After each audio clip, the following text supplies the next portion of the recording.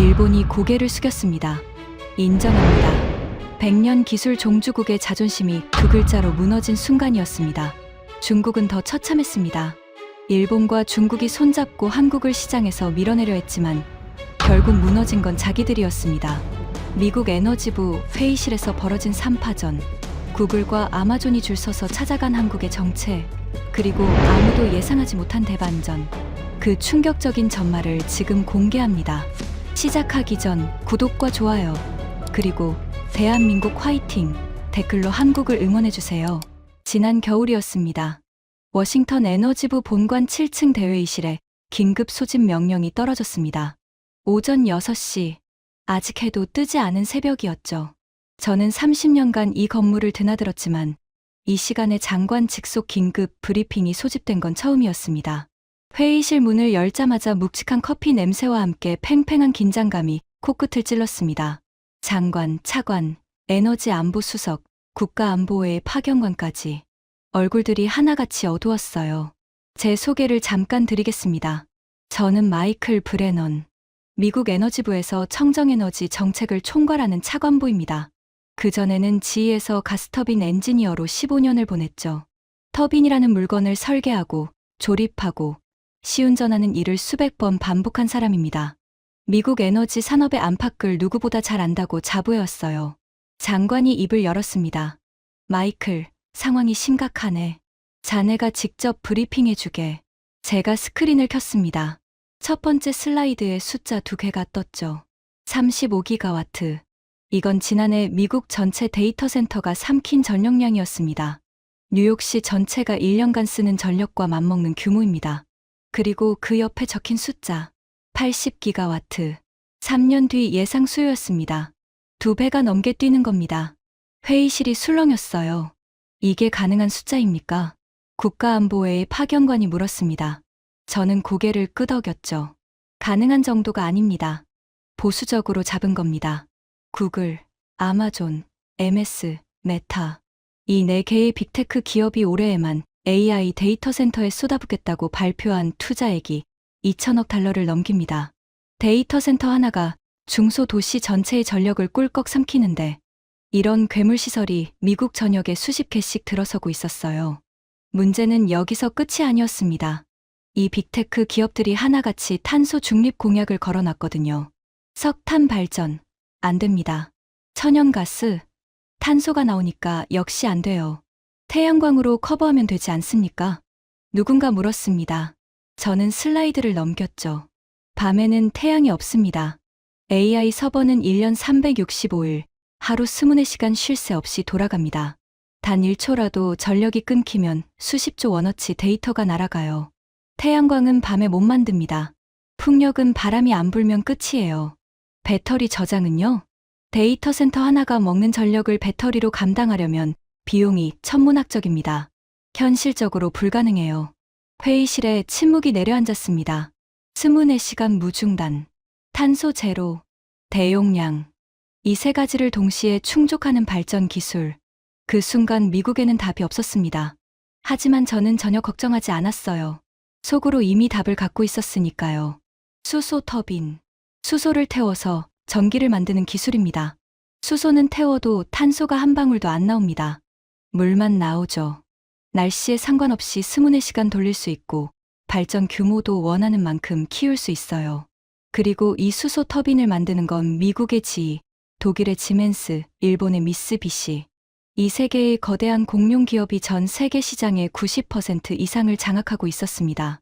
제가 15년을 몸담았던 GE가 그 중심에 있었죠. 저는 자신 있게 말했습니다. 해법은 수소 터빈입니다. GE와 지멘스가 이미 개발에 착수했고 미쓰비시도 함께 움직이고 있습니다. 미국이 주도하면 됩니다. 장관이 고개를 끄덕였습니다. 회의실 분위기가 한결 나아졌어요. 그때 맨 끝자리에 앉아있던 한 여성이 손을 들었습니다. 리사 첸. 실리콘밸리 최대 빅테크 기업의 데이터 센터, 에너지 총괄 부사장이었습니다. 스탠퍼드 에너지공학 박사 출신. 말수는 적지만 한마디 한마디가 칼날 같은 사람이었죠. 차관보님, 한 가지만 여쭙겠습니다. 그녀의 목소리가 회의실에 차갑게 울렸습니다. 지인은 현재 수소 100% 전소 기술을 상용화한 적이 있습니까? 저는 잠시 말을 멈췄습니다. 아직 개발 중입니다. 하지만 수소 혼소 기술은 이미 검증 단계에 들어갔고요. 혼소가 아니라 전소를 물어본 겁니다. 100% 수소만으로 터빈을 돌리는 기술이요. 저희 데이터 센터는 탄소가 1g이라도 나오면 안 됩니다. 혼소는 답이 아니에요. 회의실이 다시 조용해졌습니다. 심장이 살짝 불편하게 뛰었어요. 하지만 대수롭지 않게 넘겼습니다. 지희가 못하면 지멘스가 하겠지. 아니면 미쓰비시가. 어차피 이 판은 빅삼과 쥐고 있으니까요. 그때까지 저는 한국이라는 변수를 단 1초도 생각하지 못하고 있었습니다. 워싱턴 브리핑이 끝난 뒤 제 앞에 두 통의 전화가 걸려왔습니다. 첫 번째는 일본 도쿄에서 온 전화였습니다. 나카무라 케니치, 미쓰비시 중공업 가스터빈 사업본부 수석부사장, 62세. 터빈 업계에서 35년을 구른 전설적인 엔지니어입니다. 저와는 20년 넘는 인연이었어요. 지희 시절부터 수많은 국제 프로젝트에서 협력하고 경쟁하고 때로는 술잔을 부리치며 우정을 쌓아온 사이였죠. 마이클, 소식 들었네. 미국 에너지부가 수소 터빈 프로젝트를 본격적으로 추진한다면서 전화기 너머로 그의 낮은 목소리가 들려왔습니다. 나카무라는 항상 이랬어요. 뉴스보다 빠르게 정보를 입수하는 사람이었죠. 맞아, 케니치. 빅테크들이 난리야. 탄소 제로 전력을 내놓으라고 아우성이거든. 그래서 내가 전화한 거야. 그가 목소리를 낮췄습니다. 마이클, 이건 미쓰비시가 해결할 수 있어. 우리가 100년간 축적한 터빈 기술이 있잖아. 다음 주에 워싱턴으로 가겠네. 에너지부 관계자들 앞에서 직접 프레젠테이션을 하고 싶어. 나카무라의 자신감은 대단했습니다. 실제로 미쓰비시는 세계 가스터빈 시장에서 지멘스와 함께 정상을 나눠 먹고 있는 괴물 기업이니까요. 그런데 통화 중에 나카무라가 슬쩍 한마디를 덧붙였습니다. 아 참, 마이클. 혹시 한국 기업 이야기 들었나? 한국, 두산인가 뭔가 한국 중공업 회사가 수소 터빈 시장에 끼어들려고 한다더군. 그의 목소리에 비웃음이 살짝 묻어났습니다. 한국 중공업이라. 솔직히 말해서 30년 전에 우리 미쓰비시 도면을 라이선스 받아서 터빈 만드는 법을 배웠던 나라 아닌가. 수소 터빈이라는 건 100년의 연소 기술 노하우가 있어야 가능한 영역이야. 조립 수준으로는 어림도 없지. 저도 솔직히 그때는 같은 생각이었습니다. 한국이 반도체나 자동차에서는 대단하다는 건 알고 있었어요. 하지만 가스터빈, 이건 완전히 다른 세계였거든요. 발전소 터빈 한 기의 가격이 수천억 원이고 내부 온도가 1500도를 넘기는 극한 기술의 영역입니다. 그걸 100년 넘게 해온 미국, 독일, 일본을 한국이 따라잡는다고? 솔직히 상상이 안 됐어요. 걱정 마, 케니치. 한국은 변수가 안 돼. 제가 웃으며 대답했습니다. 지금 생각하면 얼굴이 화끈거리는 말이었죠. 두 번째 전화는 더 의외의 곳에서 왔습니다. 베이징이었어요. 왕웨이, 중국 최대 국유 에너지 그룹의 해외 사업 부총재, 54세. 이 사람은 나카무라와는 완전히 다른 타입이었습니다. 나카무라가 기술자의 자존심으로 움직이는 사람이라면 왕웨이는 철저하게 돈으로 승부하는 사람이었거든요. 브레넌 차관보님, 반갑습니다. 유창한 영어였습니다. 하버드 MBA 출신답게 말투가 매끄러웠죠. 미국의 에너지 위기에 대해 좋은 제안이 있습니다. 직접 만나서 이야기하고 싶은데요. 일주일 뒤 왕웨이가 워싱턴에 나타났습니다. 양복은 이탈리아 명품이었고 손목에는 시계가 번쩍였어요. 하지만 제 시선을 사로잡은 건 그가 내려놓은 제안서의 두께였습니다. 브레넌 차관보님, 단도직입적으로 말씀드리겠습니다. 그가 제안서를 펼쳤습니다. 수소 터빈 발전소, 설계부터 시공, 가동까지 원스톱으로 해드리겠습니다. 가격은 미국이나 일본 업체 견적의 절반입니다. 절반이요? 네. 거기에 더해서 수소 원료 공급까지 패키지로 묶어드리죠. 중국은 세계 최대 그린 수소 생산국입니다. 원료 걱정도 없어요. 솔직히 매력적인 제안이었습니다. 미국 정부 입장에서 가격이 절반이라면 엄청난 예산 절감이니까요. 그런데 왕웨이도 한국 이야기를 꺼냈습니다. 아, 한국 기업들도 이 시장에 관심이 있다고 들었는데요. 그가 찻잔을 들며 여유롭게 웃었습니다. 솔직히 한국은 스케일이 안 됩니다. 터빈 한두 기 만드는 거야 가능하겠죠. 하지만 미국 전역에 수십 개 발전소를 동시에 깔아야 하는 규모의 경제에서는 중국을 따라올 나라가 없어요. 그리고 슬쩍 한마디를 더 보탰죠. 그리고 한국은 우리 중국 공급망에 상당히 의존하고 있지 않습니까? 희토류, 특수합금, 핵심 소재들. 우리가 수출을 조이면 한국 중공업은 공장을 못 돌립니다. 등골이 살짝 서늘해지는 발언이었지만 저는 그때 그 말의 무게를 제대로 잊지 못했습니다. 왕웨이의 웃는 얼굴 뒤에 무엇이 숨어 있는지도 몰랐고요. 나카무라는 기술 자존심으로, 왕웨이는 돈과 물량으로. 서로 방식은 달랐지만 한국을 깔보는 건 똑같았습니다. 그리고 그때까지 저 역시 두 사람의 말에 고개를 끄덕이고 있었어요. 한국은 변수가 아니다.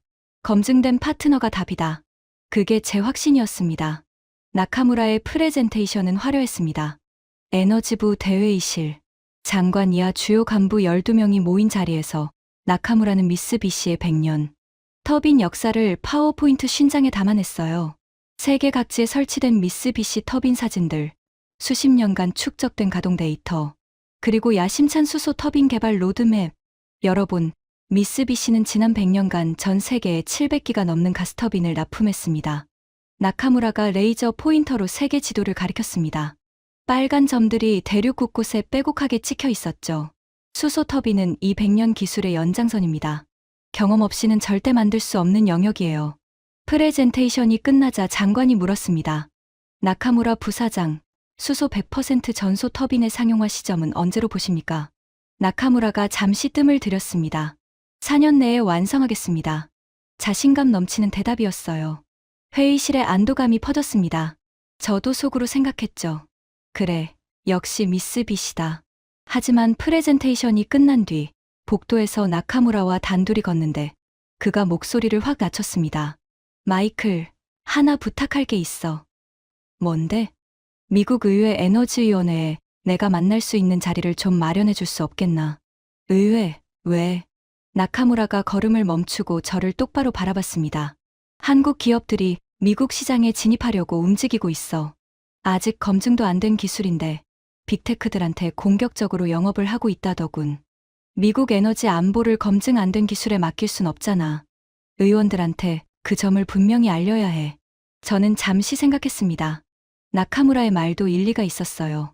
미국 데이터 센터 전력을 검증 안 된 기술에 맡겼다가 사고라도 나면 국가 재앙이니까요.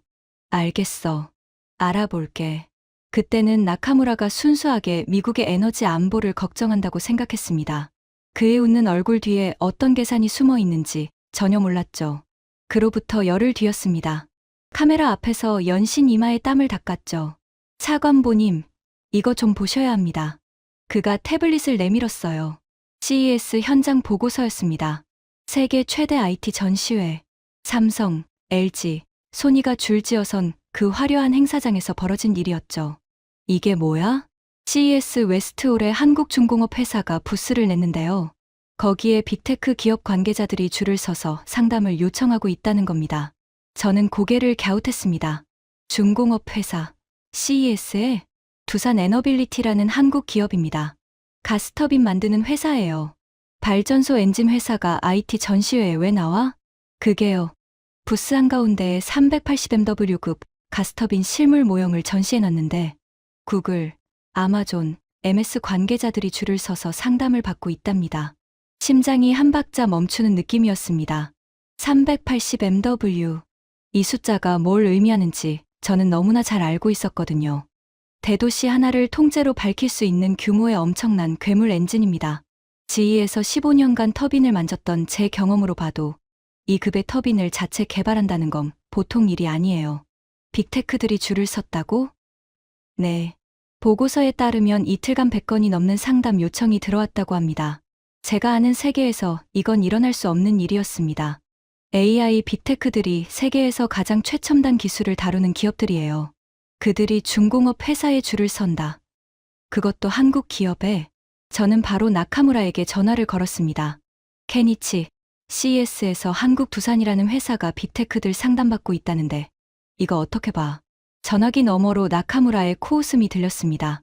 전시용 쇼야, 마이클. 한국은 원래 마케팅을 잘하잖아. 반도체도 그런 식으로 시작했고.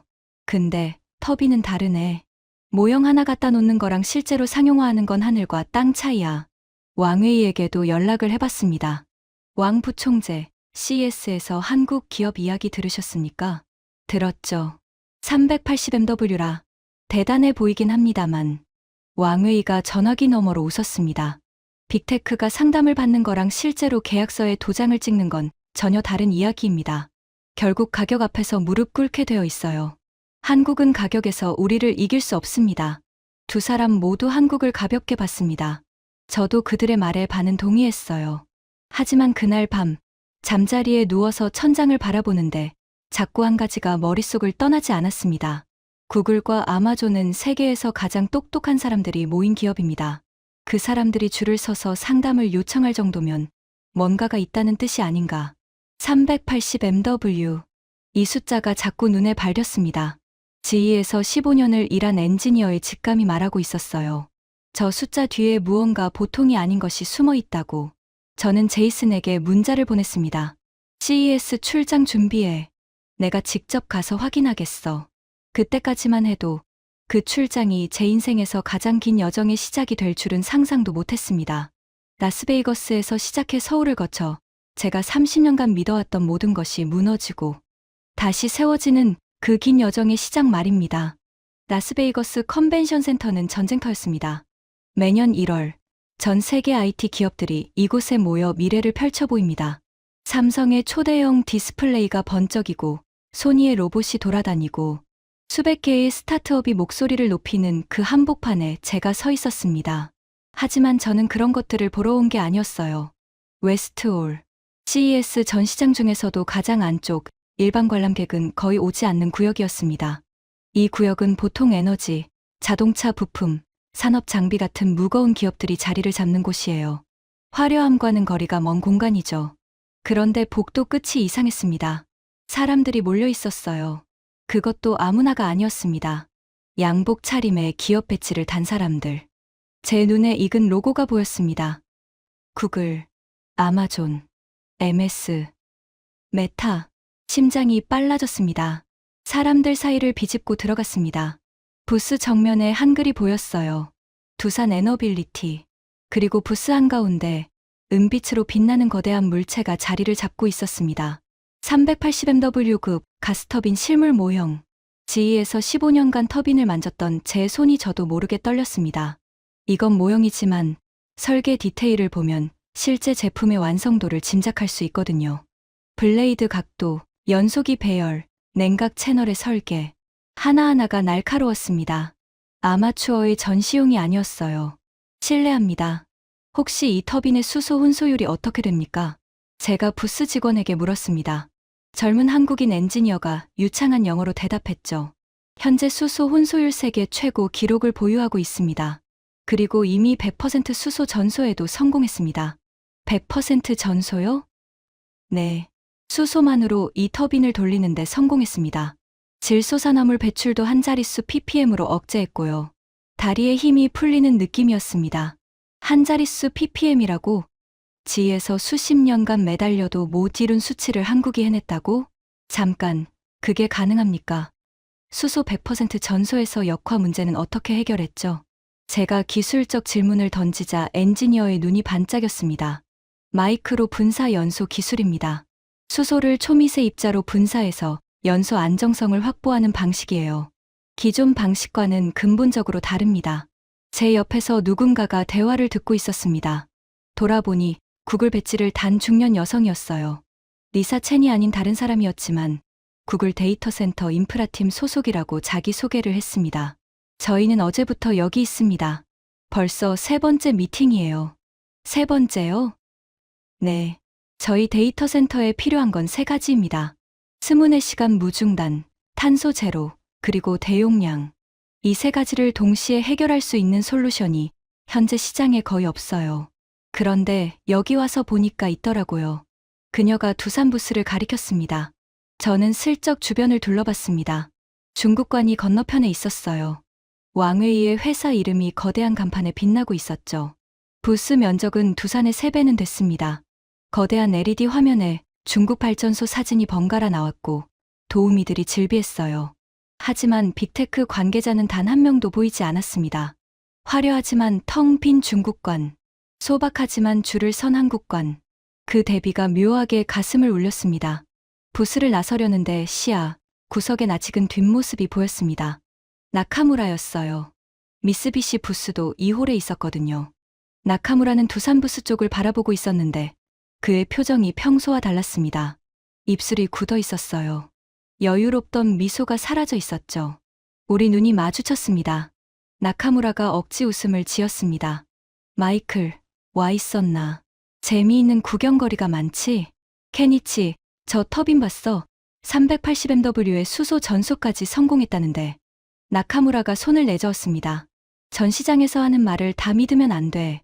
실험실에서 성공하는 거랑 실제 발전소에서 10년간 안정적으로 가동하는 건 전혀 다른 문제야. 100년의 노하우가 필요한 영역이라니까. 하지만 그의 목소리가 평소보다 약간 높았습니다. 지 15년, 에너지부 15년. 30년간 사람을 읽어온 제 귀에는 그 미세한 떨림이 잡혔어요. 나카무라는 불안했습니다. CES가 끝나고 한 달 뒤 에너지 업계에 폭탄이 떨어졌습니다. 중동의 한 국가가 15기가와트 규모의 대형 수소 발전 프로젝트를 발주했습니다. 15기가와트면 한국 전체 발전 용량의 10분의 1에 해당하는 어마어마한 규모예요. 세계 에너지 업계의 이목이 집중됐습니다. 지리, 지멘스, 미쓰비시, 한국의 두산과 한화 모두가 입찰에 뛰어들었죠. 그런데 왕웨이가 움직였습니다. 중국 국유 에너지 그룹이 제출한 입찰 가격을 보고 저는 커피를 쏟을 뻔했습니다. 다른 경쟁사 견적의 40%, 한국 기업 견적과 비교하면 절반도 안 되는 가격이었어요. 이 가격이 가능해? 제가 보좌관 제이슨에게 물었습니다. 불가능합니다.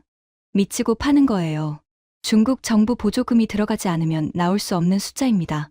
왕웨이에게 전화를 걸었습니다.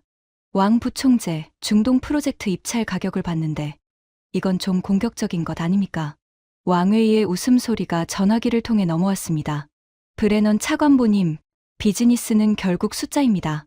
저희는 설계부터 시공, 수소 원료 공급, 유지 보수까지 원스톱 패키지를 제공합니다. 이 규모의 경제를 만들 수 있는 나라가 세계에 몇 개나 되겠습니까? 하지만 품질 문제는요? 수소 터빈은 일반 발전 터빈과는 차원이 다른 기술인데 품질이요? 왕웨이가 잠시 웃더니 말했습니다. 차관보님, 20년 전에도 같은 이야기를 들었습니다.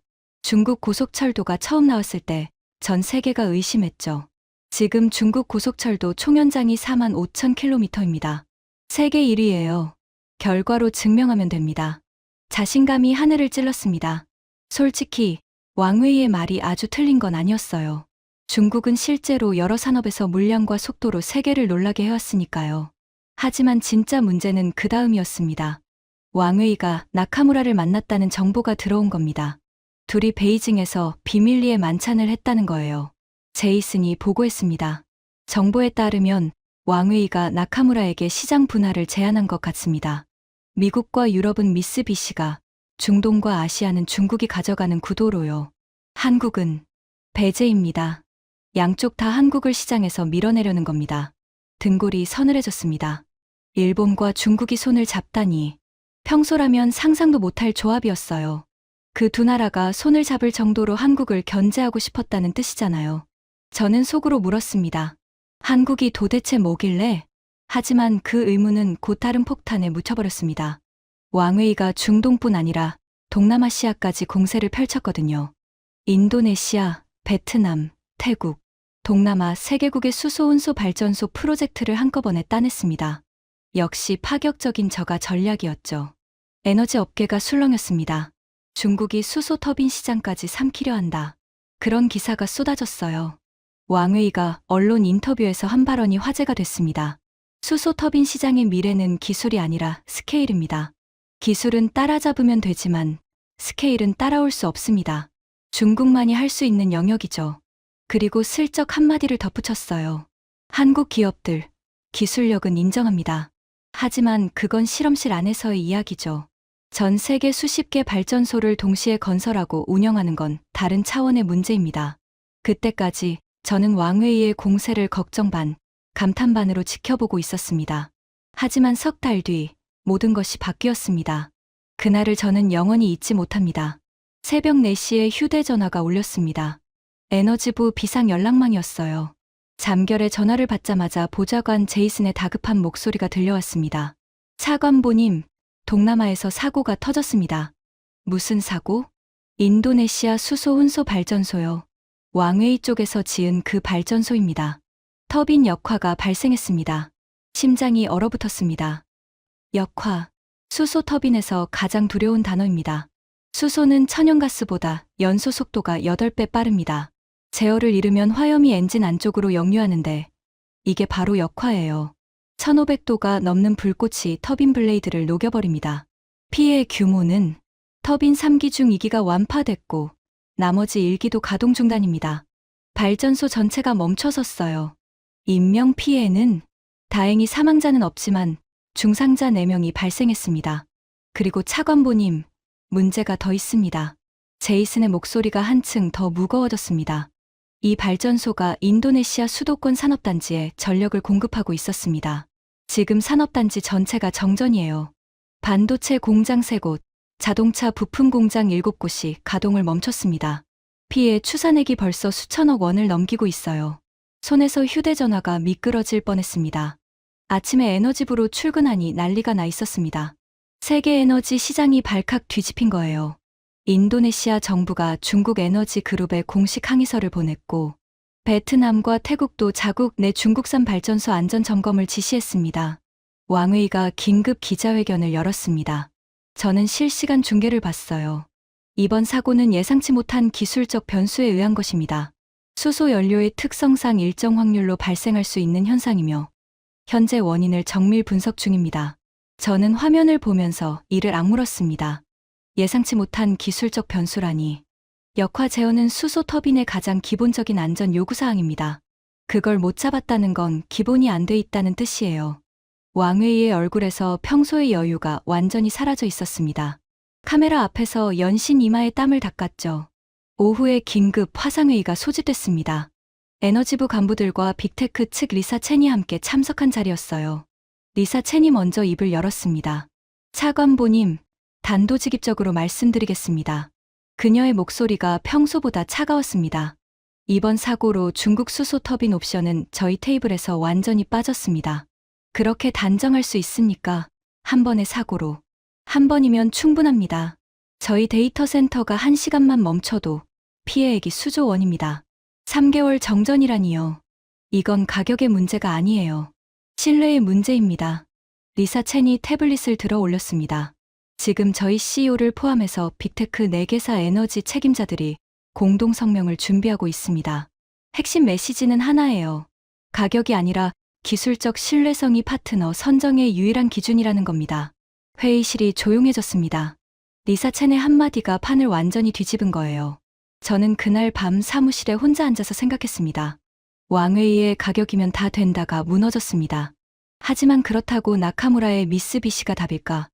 나카무라는 4년 내 상용화를 약속했지만 아직 수소 100% 전소 기술을 완성했다는 보고가 없어요. 그런데 한국은 이미 해냈다고 했습니다. CES에서 그 엔지니어가 말했죠. 100% 수소 전소 성공. 역화 제로. 한 자릿수 ppm. 정말일까? 저는 제이슨에게 전화를 걸었습니다. 한국 출장을 잡아줘. 현장을 직접 봐야겠어. 인천공항에 내리자마자 공기가 달랐습니다.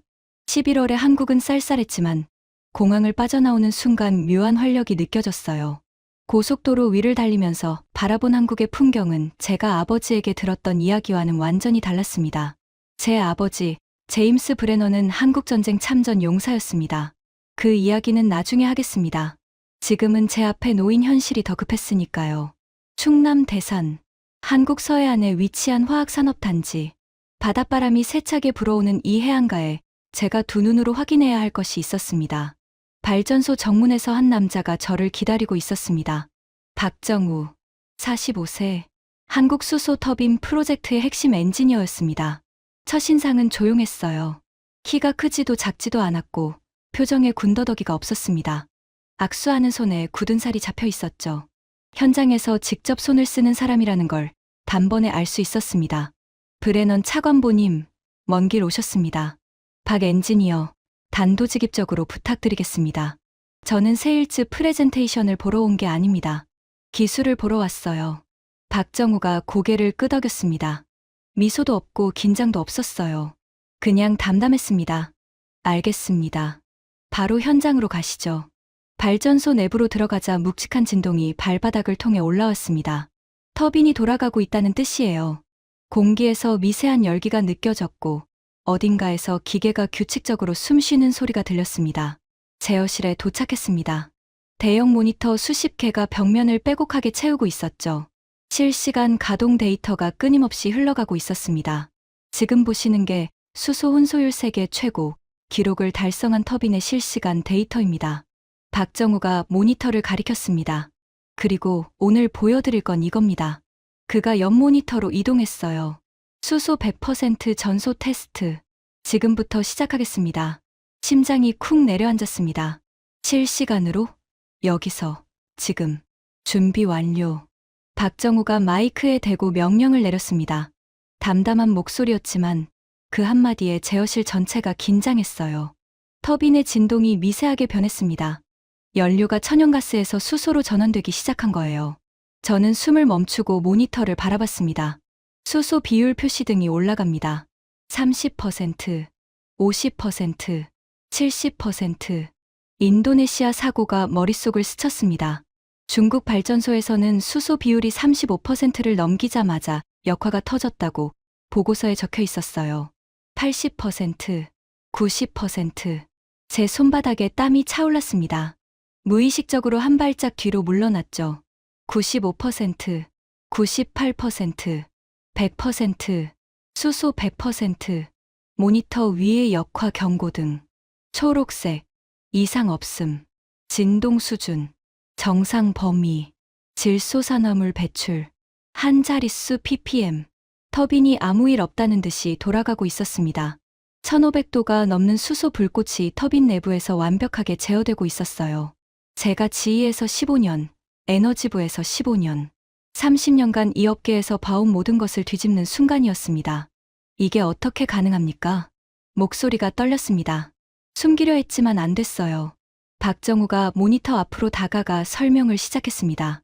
핵심은 마이크로 분사 연소 기술입니다. 기존 방식은 수소를 하나의 큰 화염으로 태우는 겁니다. 그러면 연소 속도를 제어하기 어렵고 역화가 발생하죠. 그가 화면에 도식을 띄웠습니다. 저희는 수소를 수백 개의 초미세 노즐로 분사합니다. 큰 불꽃 하나 대신 수백 개의 작은 불꽃을 만드는 거예요. 각각의 불꽃이 독립적으로 제어되기 때문에 역화가 원천적으로 차단됩니다. 중국 발전소 사고도 이 문제 때문이었군요. 네. 기존 방식으로 수소를 태우면 혼소율 30에서 40% 구간에서 연소 불안정이 급격히 증가합니다. 저희가 7년간 연구한 게 바로 이 구간을 돌파하는 기술입니다. 7년. 저는 그 숫자에 멈칫했습니다. CES의 화려한 부스 뒤에 7년이라는 시간이 숨어 있었던 거예요. 한 가지 더 보여드릴 게 있습니다. 박정우가 저를 발전소 옆 건물로 안내했습니다. 한화 임팩트의 레트로핏 시연 현장이었어요. 이건 기존에 가동 중이던 LNG 발전소의 터빈입니다. 건물, 전선, 냉각 시스템, 모든 인프라를 그대로 두고 심장인 터빈 엔진만 수소 대응형으로 교체하는 겁니다. 전부 다시 짓는 게 아니라 엔진만 바꾼다고요? 네. 새 발전소를 짓는데 보통 4조에서 5조 원이 듭니다. 기간도 5년 이상 걸리죠. 레트로핏은 비용의 10분의 1 기간은 4분의 1로 줄일 수 있습니다. 머릿속에서 숫자가 돌아가기 시작했습니다. 미국 전역에 천연가스 발전소가 수백 개 있어요. 이걸 다 새로 짓는다. 수백조 원에 수십 년이 걸립니다. 하지만 심장만 바꾼다. 비용도 시간도 차원이 달라지는 거예요. 이 레트로핏 기술이 미국 뉴저지주 린든 발전소에도 적용되는 겁니까? 네. 한화 임팩트가 린든 발전소 수소 혼소 40% 전환 프로젝트를 수주했습니다. 미국 본토에서 첫 번째 사례가 될 겁니다. 미국 본토에서 한국 기술이 미국 발전소의 심장을 바꾼다. 그 무게를 가슴으로 느끼는데 제이슨이 급하게 뛰어왔습니다. 차관보님, 방금 속보가 떴습니다. 그가 태블릿을 보여줬어요. 유럽 최대 전력 기업 유니퍼가 네덜란드 마르넘 발전소의 수소 전환 파트너로 한화 임팩트를 선정했다는 뉴스였습니다. 유니퍼라면 지멘스랑 미쓰비시의 최대 고객 아닌가? 맞습니다. 30년 넘게 지멘스 터빈을 써왔던 곳인데 수소 전환은 한국을 선택한 겁니다. 다리가 후들거렸습니다. 유럽까지, 유럽의 심장부까지 한국 기술이 들어갔다. 박정우가 옆에서 조용히 서 있었습니다. 승리의 미소도 자랑도 없었어요. 그냥 묵묵히 모니터를 바라보고 있었죠. 박 엔지니어, 유니퍼 소식은 알고 계셨습니까? 네. 어떤 기분이십니까? 박정우가 잠시 생각하더니 대답했습니다. 아직 갈 길이 멉니다. 그 담담한 한마디가 오히려 가슴을 쳤습니다. 7년을 묵묵히 연구한 사람의 무게가 느껴졌거든요. 한국을 떠나는 비행기 안에서 저는 창밖을 바라보며 생각했습니다. 나카무라의 100년 노하우, 왕웨이의 스케일의 경제, 그리고 박정우의 7년간의 묵묵한 연구. 이 세 가지 중 어떤 것이 진짜인지 답은 이미 나와 있었어요. 한국에서 돌아온 지 2주 뒤 나카무라에게서 전화가 왔습니다. 마이클, 한국에 다녀왔다면서? 목소리가 날카로웠습니다. 예전의 여유는 온데간데 없었어요. 맞아, 케니치. 대삼 발전소를 직접 봤어. 그래서 어떻던가? 저는 잠시 말을 고르다가 솔직하게 대답했습니다. 인상적이었어. 전화기 너머로 나카무라가 숨을 들이쉬는 소리가 들렸습니다. 마이클, 한 가지 말해두겠네. 실험실에서 시연하는 것과 실제 상용 발전소에서 10년간 안정적으로 가동하는 건 전혀 다른 세계야. 한국은 아직 그 단계에 이르지 못했어. 미쓰비시에는 100년의 필드 데이터가 있다네. 그런데 케니치, 미쓰비시의 수소 100% 전소 기술은 지금 어디까지 와 있어? 침묵이 이어졌습니다. 3초, 5초, 7초, 개발 중이야. 짧은 대답이었습니다. 더 이상의 설명은 없었어요. 그 침묵이 모든 것을 말해주고 있었습니다. 그런데 더 큰 폭탄이 터졌습니다. 미국 에너지 전문 매체에서 충격적인 기사가 나온 겁니다. 제목은 이랬어요. 일본 미쓰비시, 미국 의회의 한국 수소 터빈 기술 미검증 로비. 기사 내용은 이랬습니다. 나카무라가 미국 의회 에너지위원회 소속 의원 3명을 만나서 한국 수소 터빈 기술이 아직 검증되지 않았으며 미국 에너지 인프라에 적용하기엔 위험하다는 취지의 브리핑을 했다는 거예요. 그런데 기사에는 한 줄이 더 있었습니다. 해당 브리핑에서 미쓰비시 측은 자사의 수소, 전소 기술 개발이 당초 일정보다 2년 이상 지연되고 있다는 사실을 밝히지 않은 것으로 확인됐다. 손이 부들부들 떨렸습니다. 분노 때문이었어요. 나카무라가 저한테 부탁했던 그 의회 자리. 저는 순수하게 에너지 안보를 위한 것이라고 생각했습니다. 하지만 실제로는 자기네 기술이 뒤처지고 있으니까 한국을 깎아내려서 시간을 벌려는 공작이었던 거예요. 20년 우정이라고 생각했습니다.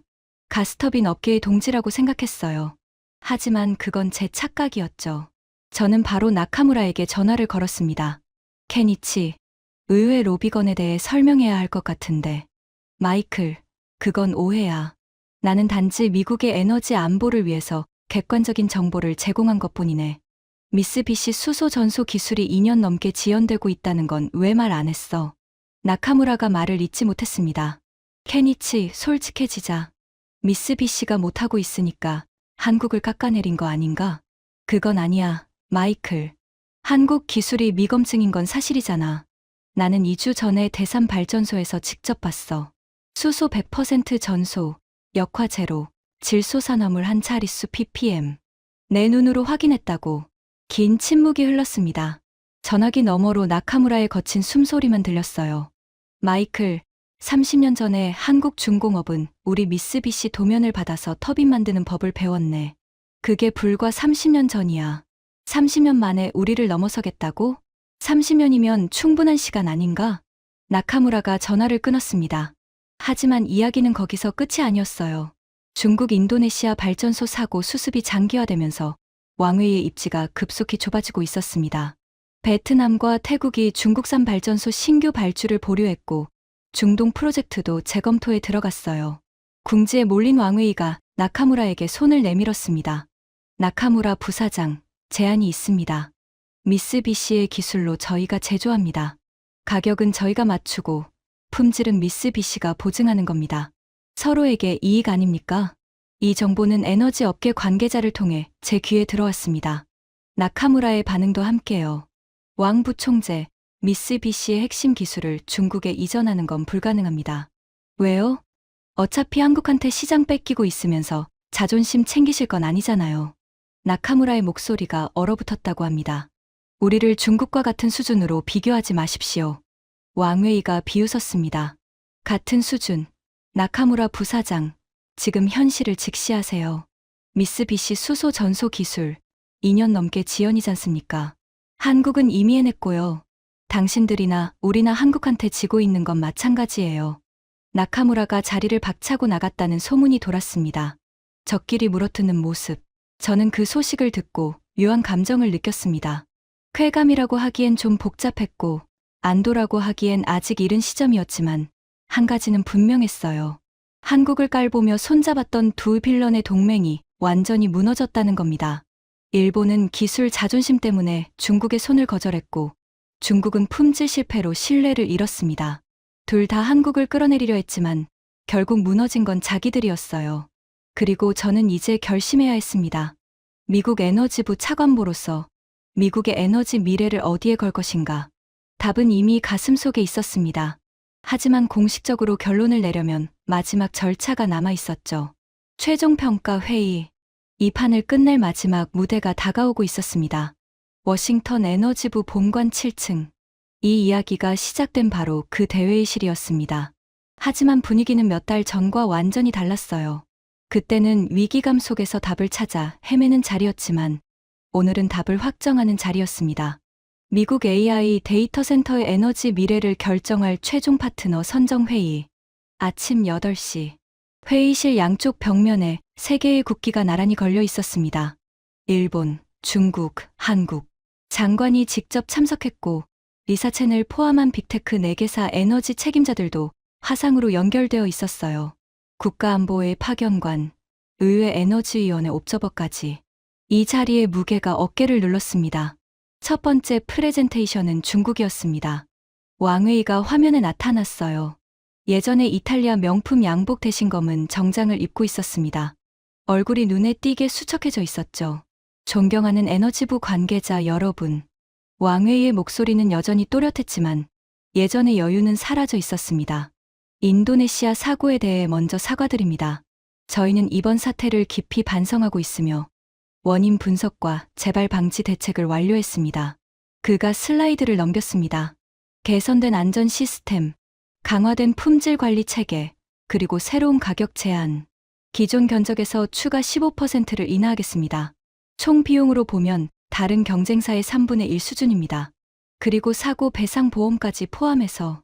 그때 리사 첸이 끼어들었습니다. 왕 부총재님, 한 가지만 확인하겠습니다. 그녀가 태블릿에서 문서 하나를 꺼냈어요. 인도네시아 발전소 사고 최종 보고서입니다. 역화 발생 원인이 연소기 설계 결함으로 확인됐고 동일한 설계가 베트남과 태국 발전소에도 적용되어 있습니다. 이 세 곳의 설계를 전면 교체하는데 필요한 기간이 최소 18개월이라고 적혀 있는데 맞습니까? 왕웨이의 얼굴이 굳었습니다. 현재 설계 개선 작업이 진행 중이며 질문은 간단합니다. 18개월, 맞습니까? 맞습니다만 그건 기존 발전소 보수 기간이고 신규 프로젝트에는 저희에게는 18개월이 없습니다. 리사 첸의 목소리가 회의실을 잘랐습니다. 차갑지만 정확했어요. 올해 안에 가동 가능한 솔루션이 필요합니다. 구글 데이터 센터만 해도 올 하반기에 3곳이 추가로 열립니다. 각각 500MW급 전력이 필요해요. 18개월 뒤에 고쳐진 기술을 기다릴 여유가 없습니다. 왕웨이가 입을 열었다가 닫았습니다. 할 말이 없었던 거예요. 가격을 아무리 낮춰도 시간을 살 수는 없으니까요. 장관이 고개를 끄덕이고 다음을 지시했습니다. 미쓰비시 프레젠테이션 시작하겠습니다. 나카무라가 화면에 나타났습니다. 양복은 깔끔했지만 눈 밑에 짙은 그림자가 져 있었어요. 이 몇 달간 잠을 제대로 못 잔 게 보였습니다. 여러분, 미쓰비시는 100년간 전 세계에 가스터빈을 납품해왔습니다. 700기가 넘는 터빈이 지금 이 순간에도 돌아가고 있습니다. 같은 오프닝이었습니다. 몇 달 전 이 회의실에서 했던 것과 거의 똑같았어요. 하지만 이번에는 회의실의 반응이 달랐습니다. 고개를 끄덕이는 사람이 없었거든요. 미쓰비시의 수소 터빈 개발은 순조롭게 진행되고 있으며 3년 내에 수소 100% 전소 상용화를 완료할 계획입니다. 3년. 몇 달 전에는 4년이라고 했었죠. 1년을 앞당긴 건데 그게 지금 의미가 있을까요? 리사 첸이 또 질문했습니다. 나카무라 부사장님, 현재 미쓰비시가 달성한 수소 혼소율 최고 기록이 몇 %입니까? 나카무라가 잠시 뜸을 들였습니다. 현재 30% 혼소 테스트를 완료했고 50% 테스트를 준비 중입니다. 30%요? 리사 첸의 눈썹이 올라갔습니다. 한국 두산 에너빌리티는 이미 100% 전소에 성공했고 혼소율 세계 최고 기록도 보유하고 있습니다. 미쓰비시는 현재 30%인데 3년 안에 100%까지 도달할 수 있다는 근거가 무엇입니까? 회의실에 무거운 침묵이 내려앉았습니다. 나카무라의 손이 미세하게 떨리는 게 화면으로도 보였어요. 미쓰비시에는 100년의 기술 축적이 있습니다. 30%에서 100%로 가는 길은 경험이 있는 자만이. 부사장님. 리사 첸이 말을 끊었습니다. 저는 100년의 역사를 묻는 게 아닙니다. 지금 당장 돌아가는 기술이 있느냐를 묻고 있습니다. 나카무라가 입술을 깨물었습니다. 저는 20년 넘게 이 사람을 알고 지냈지만 이런 표정은 처음이었어요. 자존심과 현실 사이에서 무너지고 있는 얼굴이었습니다. 그리고 마지막, 한국 차례였습니다. 화면에 익숙한 얼굴이 나타났습니다. 박정우. 한국에서 만났던 그 조용한 엔지니어였어요. 다른 프레젠터들과 달리 박정우는 인사말을 길게 하지 않았습니다. 브레넌 차관보님, 그리고 참석하신 모든 분들, 저는 말보다 데이터로 보여드리겠습니다. 그가 태블릿 하나를 들었습니다. 지금 보시는 화면은 충남대산 발전소의 실시간 가동 데이터입니다. 이 순간에도 이 터빈은 돌아가고 있습니다. 모니터에 숫자들이 흘러갔습니다. 수소 전소율 100%, 역화 발생 연건, 질소산화물 한 자릿수 ppm, 연속 무고장 가동 2400시간 돌파, 2400시간, 100일이 넘는 시간 동안 단 한 번의 사고 없이 수소만으로 터빈을 돌리고 있다는 뜻이었습니다. 회의실이 술렁였어요. 의회 옵저버가 메모를 빠르게 적기 시작했습니다. 그리고 이것은 한화 임팩트의 레트로핏 프로젝트 현황입니다. 박정우가 슬라이드를 넘겼습니다. 미국 뉴저지주 린든 발전소, 수소온소 40% 전환 공사가 현재 진행 중이며 올해 안에 가동 예정입니다. 네덜란드 유니퍼 마르넘 발전소도 계약이 체결되었습니다. 추가로 말씀드리면 레트로핏 기술의 핵심은 이겁니다. 기존 발전소의 건물, 전선, 냉각 시스템을 그대로 유지한 채 터빈 엔진만 교체합니다. 신규 건설 대비 비용은 10분의 1 기간은 4분의 1입니다. 리사 첸이 몸을 앞으로 기울였습니다. 박 엔지니어, 확인하겠습니다. 올해 하반기에 구글 데이터 센터 3곳에 전력을 공급할 수 있는 타임라인이 가능합니까? 미국 내 기존 천연가스 발전소 중 적합한 시설을 선정하면 6개월 이내에 수소 혼소 전환이 가능합니다. 6개월이요? 네. 레트로핏이니까요. 새로 짓는 게 아니라 심장만 바꾸는 겁니다. 회의실의 공기가 바뀌었습니다. 제가 30년간 에너지 정책 현장에서 느껴본 수많은 순간들 중에서도 이 순간만큼 분위기가 선명하게 전환된 적은 없었어요. 장관이 저를 바라봤습니다. 마이클, 자네 의견은? 저는 자리에서 일어섰습니다.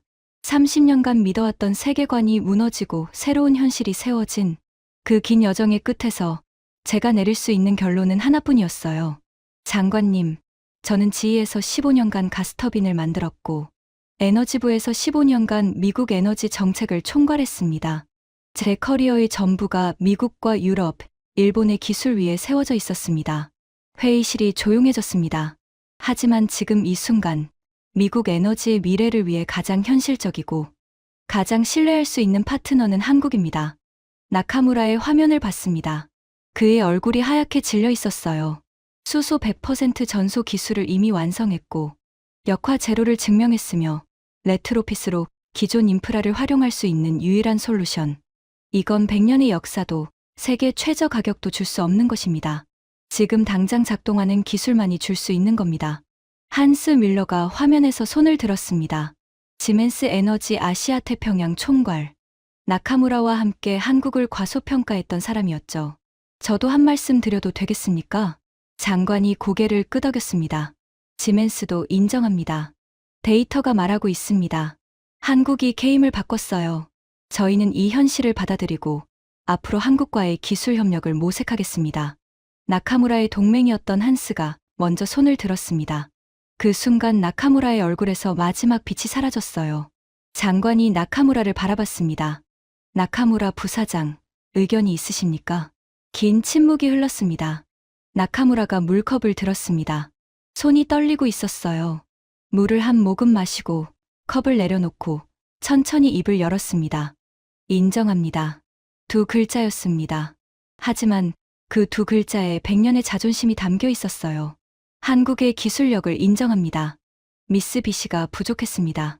그가 고개를 숙였습니다. 화면 너머로 그의 어깨가 떨리는 게 보였어요. 회의실에 아무도 말이 없었습니다. 승리의 환호도 패배의 한탄도 없었어요.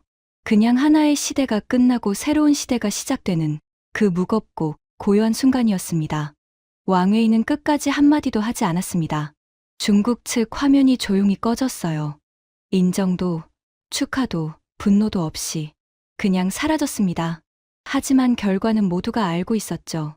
장관이 자리에서 일어섰습니다. 미국 에너지부는 수소 터빈 전환 프로젝트의 1차 파트너로 한국을 선정합니다. 박정우의 화면을 봤습니다. 그의 표정은 변하지 않았어요. 환호도 주목도 없었습니다. 그냥 조용히 고개를 한번 끄덕였을 뿐이에요. 하지만 저는 봤습니다. 그의 눈가가 살짝 젖어 있는 것을. 회의가 끝난 뒤 저는 사무실로 돌아가지 않았습니다. 택시를 타고 워싱턴 내셔널몰로 갔어요. 한국전쟁 참전용사 기념공원. 19명의 병사 동상이 빗속을 행군하는 모습을 형상화한 그곳에 저는 오래 서 있었습니다. 11월의 바람이 차가웠습니다. 하지만 저는 움직이지 않았어요. 아버지가 생각났거든요. 제임스 브레넌. 제 아버지는 1950년 20살의 나이로 한국에 갔습니다. 한국전쟁에 미 해병대 소속으로 참전한 거예요. 아버지는 그 전쟁에서 오른쪽 무릎에 파편을 맞아 평생 절뚝거리며 걸었습니다. 어릴 적에 제가 물었던 적이 있어요. 아빠, 한국은 어떤 나라였어? 아버지가 먼 곳을 바라보며 말했습니다. 마이클, 그 나라는 폐허였어. 건물이라는 건 거의 없었고 길에는 먼지와 피 냄새가 섞여 있었지. 겨울에는 영하 30도까지 떨어졌는데 한국 사람들은 그 추위 속에서도 무너진 벽돌을 다시 쌓고 있었어. 왜요? 모르겠어. 하지만 한 가지는 확실했어. 아버지가 제 어깨를 잡았습니다. 그 사람들은 절대 포기하지 않았어. 모든 걸 잃어도 다시 일어서는 사람들이었어. 나는 그게 무서웠어, 마이클. 적이 아니라 아군이어서 다행이라고 생각했지. 아버지는 10년 전에 돌아가셨습니다. 마지막까지 오른쪽 무릎을 절뚝거리면서도 한국 이야기를 할 때면 눈이 빛났어요. 기념공원의 병사 동상 앞에 서서 저는 생각했습니다. 아버지가 본 한국은 폐허였습니다. 건물이 없었고 기술이 없었고 자본이 없었어요. 그 나라가 30년 만에 세계 반도체 시장을 장악했습니다. 40년 만에 세계 자동차 시장의 한 축이 됐습니다. 50년 만에 세계 조선 시장을 석권했어요. 그리고 지금 세계 에너지의 심장을 만들고 있습니다. 수소라는 가장 가볍고 가장 위험한 원소를 길들여서 1500도의 불꽃을 완벽하게 제어하고 탄소 한 방울 없이 대도시 하나를 밝히는 심장. 100년간 미국과 독일과 일본만이 만들 수 있다고 여겨졌던 그 심장을 한국이 만들어낸 겁니다. 주머니에서 휴대전화를 꺼냈습니다. 박정우에게 전화를 걸었어요. 박 엔지니어, 마이클 브레넌입니다. 차관보님, 결과 들었습니다. 감사합니다. 아닙니다. 감사해야 할 사람은 저예요. 하나만 여쭤봐도 됩니까? 네. 7년간 연구하시면서 힘들 때는 어떻게 버티셨습니까? 세계 빅3가 100년간 장악해온 시장에 도전한다는 게 쉽지 않았을 텐데. 전화기 너머로 잠시 침묵이 흘렀습니다. 특별한 비결은 없었습니다. 박정우의 목소리가 조용히 들려왔어요. 저희는 그냥 묵묵히 만들었을 뿐입니다. 실패하면 원인을 찾고 다시 만들고 또 실패하면 또 원인을 찾고 그걸 7년간 반복했습니다. 그렇게 단순한 거였습니까? 네, 단순한 겁니다. 다만 그 단순한 걸 포기하지 않고 계속하는 게 어려웠을 뿐이죠. 전화를 끊고 저는 기념공원의 벤치에 한참 앉아 있었습니다. 아버지의 말이 다시 떠올랐어요. 그 사람들은 절대 포기하지 않았어. 70년 전 폐허에서 벽돌을 다시 쌓던 사람들. 그리고 오늘 7년간 묵묵히 터빈을 만든 사람들. 같은 나라, 같은 사람들이었습니다. 집으로 돌아오는 길에 차 안에서 라디오를 틀었습니다. 뉴스가 나왔어요. 미국 에너지부가 AI 데이터 센터 전력 공급을 위한 수소 터빈 프로젝트의 1차 파트너로 한국 기업을 선정했습니다. 업계에서는 이번 결정이 글로벌 에너지 시장의 패러다임 전환을 알리는 신호탄이 될 것으로 보고 있습니다. 패러다임 전환. 맞습니다. 하지만 저는 이걸 조금 다르게 표현하고 싶어요. 연료를 파는 나라는 자원을 팔 수 있을 뿐입니다. 하지만 그 자원을 전기로 바꾸는 심장을 만드는 나라는 세계 에너지의 미래를 줍니다. 100년간 미국이, 독일이, 일본이 그 심장을 만들어 왔습니다. 그런데 이제 한국이 그 심장을 만들고 있어요. 그것도 수소라는 완전히 새로운 연료로 뛰는 심장을. GE에서 15년, 에너지부에서 15년, 30년간 미국 에너지 산업의 중심에 서 있었던 제가 마지막에 배운 건 이겁니다. 기술의 왕좌는 영원하지 않습니다. 100년의 역사도, 세계 최저 가격도, 강대국의 자존심도 이길 수 없는 것이 있어요. 포기하지 않는 사람들, 묵묵히 만드는 사람들, 실패해도 다시 일어서는 사람들. 아버지가 70년 전 폐허 속에서 본 것이 바로 그것이었습니다. 그리고 저는 오늘 수소 터빈이라는 세계 최첨단 기술의 현장에서 그것을 다시 보았습니다. 한국이라는 나라는 그런 나라입니다. 지금까지 미국 에너지부 차관보가 워싱턴에서 서울까지 경험한 충격적인 이야기였습니다. 대한민국의 기술이 세계를 바꾸고 있다는 사실을 더 많은 분들이 알 수 있도록 이 영상을 널리 공유해 주세요. 묵묵히 만드는 사람들이 결국 이깁니다.